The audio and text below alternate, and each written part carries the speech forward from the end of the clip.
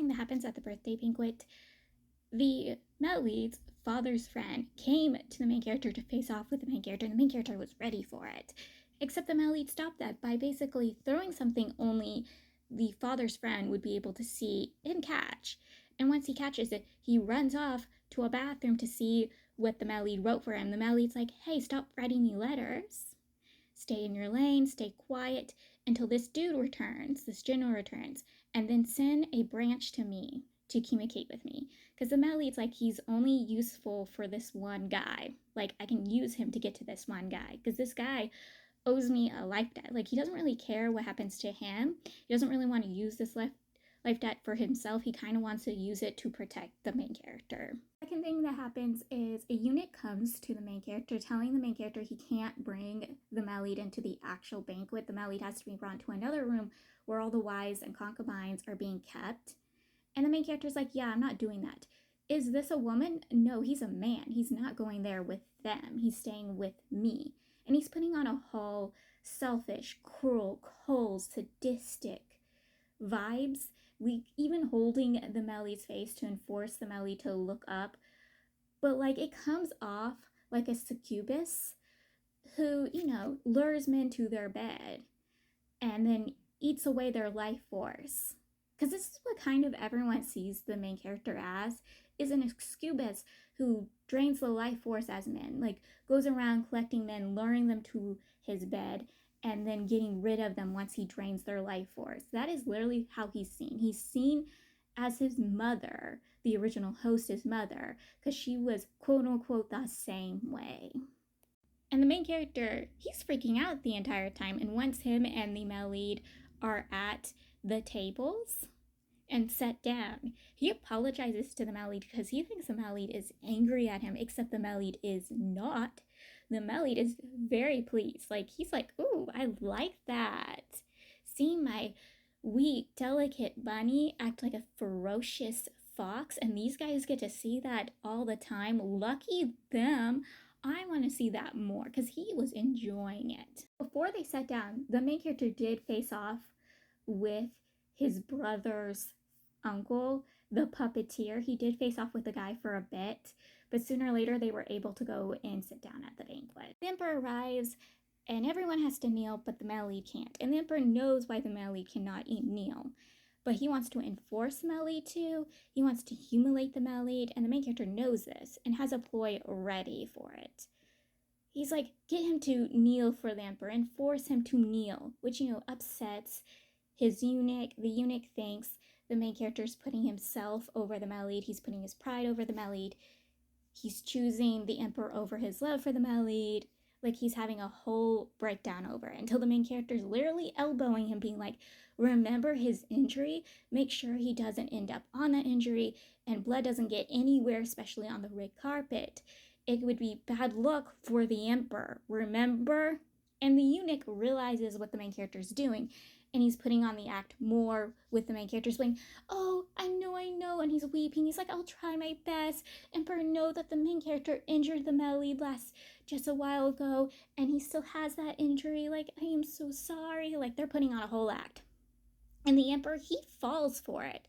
Full on falls for the act and tells the male lead he doesn't have to kneel. He turns his head from the male lead to the main character and tells the main character he has to kneel for his concubine. And the main character, he was ready for it. Though he was furious over being more humiliated and this humiliation still continuing, he's willing to do this. But the male lead, he's not willing to let the main character kneel for him. And he tells that to everybody at the banquet. He makes a whole scene about it. He also reveals that he has no loyalty to the emperor, and the emperor is not his emperor. And the emperor's like, you are my watchdog. You're my warrior dog. You have to kneel to me. And the male lead's like, no, I'm not. My family might once been. We are not now. He's like full on standing up for himself. He's standing up for the main character. And the main character uses this to add more to the ploy. He's like acting really cruel to the male lead. Like, oh, why are you talking this way to my brother, to the emperor? We're going to go home and I am going to, punish you for it. And then they escape. They run away. The character finds out his superior, who in historical records had never been accused or arrested for embezzlement, has now been accused and arrested for embezzlement. So he goes to the Ministry of Justice to go and see his superior and tell his superior he's getting his superior help.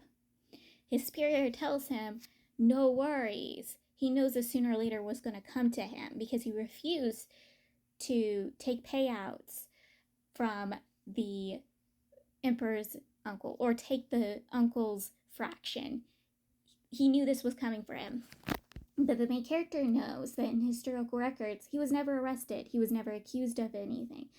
Dude stayed neutral. It's because they formed a friendship that the emperor's uncle decided to target this dude and get rid of this dude. So the main character is going to do everything in his power to save this dude. Seeing what his actions could do to somebody, the main character gets himself drunk, goes home, cuddles into the Melite's lap, rubs his face against the Melite's chest, and is acting like someone's heartbroken little house pet that wants affection and attention.